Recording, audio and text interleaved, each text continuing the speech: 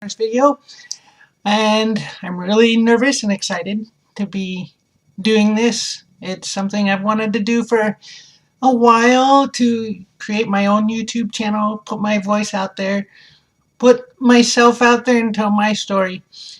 The reason why I'm doing this is because I don't feel there's a lot of trans women that are on YouTube that are, say, older than 25. So my goal is just to put it out there that yes, there are older transgender women that are transitioning later than their 20s.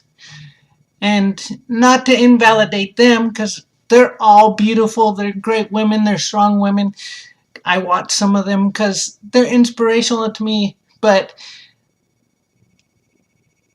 I've almost lived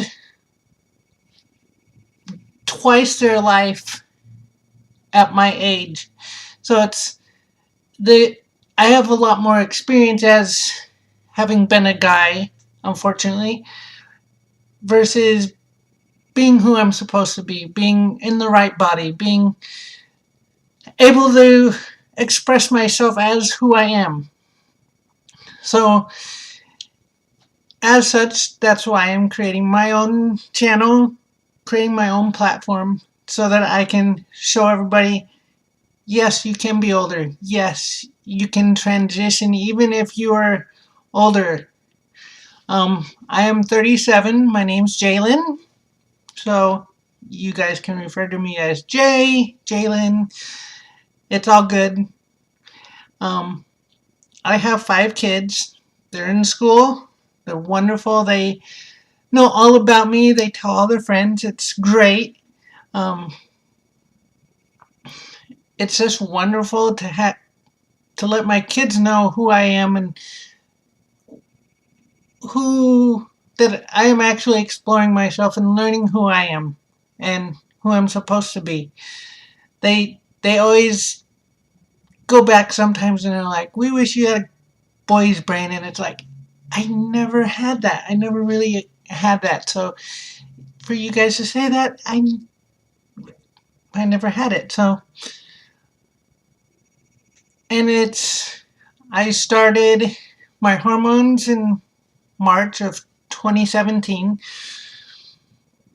and I did it self-prescribed because I didn't have insurance. I didn't have any other way to get it, but I knew I wanted to transition, and so I started that way. And it quickly became apparent about 3 months in that I would have to tell my job, because obviously the girls were growing a little bit, and my shirts, yes, were baggy, but I still noticed it, and I knew other people would too. And I started having to wear bras as well. And so I went to my manager and I sat down with her. I'm like, I need to tell you something. I'm transitioning to a girl. And she was like, okay, what does that mean? And I'm like, really? So I had to go through my whole story, and she's like, okay, let me check with the store manager. And my store manager was wonderful. He supported me through through so far, and I've transferred stores now. So, but I still keep in contact with him because they were my biggest allies, my biggest help, and biggest motivators of everything. And now, a little bit about me is that I grew up Mormon. And in the Mormon church, you are boy, girl, you're very separated. You grow up with those gender norms. You aren't gay, you aren't lesbian. There's nothing else. You are boy or girl. You can't be different. And I grew up in this very strict sense of the word, being very strict. They didn't drink, no coffee, no tobacco. So, I mean, it was very different than what I know now. It limited me on what I experienced. So, as I'm growing up, I had this feeling that I was different. And I would sneak my mother's clothes sometimes and wear them and pretend like I was a girl. And we'd go on shopping experiences and sprees. It was fun. And as I grew up, it just became very hard because I wanted to play with the girls. I wanted to be with the girls, but always got made fun of. Oh, you're girly. Oh, you can't be with the girls. You can't be like us. And so it was very hard growing up, knowing that I was different somehow, but not knowing what it was. Um, and as I grew up, I did get a job, you know, as all teenagers do. And I went to the BX because at the time we were on an Air Force base. And I was very nervous. So nervous that uh, the cashier must have thought I was going to fall apart. And I went and bought some women's clothes from over in the BX. And I hid it away in my closet so my parents wouldn't find it. And it was just, the cross dressing was always there since I was a teen. And throughout my adulthood, I would have collections and then I would get rid of them because I had that fear of being discovered, that someone would think I'm a freak. And so it was always that thing of being ostracized and not feeling normal. And I think it really came from me that I was transgender was after my wife left me. She took the kids to Mexico, and I had this empty hole. I got into depression and I had considered suicide, although I don't think I ever would have gone through with it, but I had considered it. And I was just in a really bad place. I was angry, depressed. I had a lot of feelings spent up from when she just left me for another person. And, you know, that's when my cross-dressing got really heavy and something just clicked in my head that, you know, I've always wanted to be a girl. I prayed about it even. I did many things that, you know, I wanted to do something about it. So I started Googling it. And one thing kept popping up over and over. And it was transgender. And I knew the term transsexual, but I didn't know transgender. So when I looked it up, you know, I saw all the things on it, all the definitions, all the terms, and it was just like a light bulb. It went off in my head, and I knew.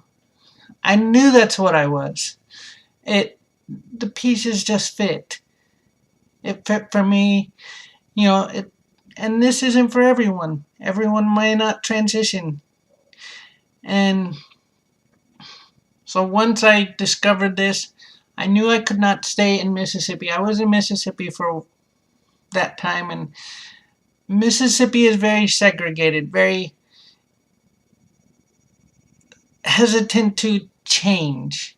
So they even have a bathroom law against you using the bathroom that you identify with. So I didn't know it at the time, but last year I went to my parents and used the bathroom I'm comfortable in and broke the law. I didn't even know. Oh well. But so I decided to move, so I moved to Florida. Florida is a lot more progressive as far as their views on people and how you can express yourself. And for a time I thought, well, maybe if I just try to be more masculine. So I grew up my beard. Oh, it's so ugly.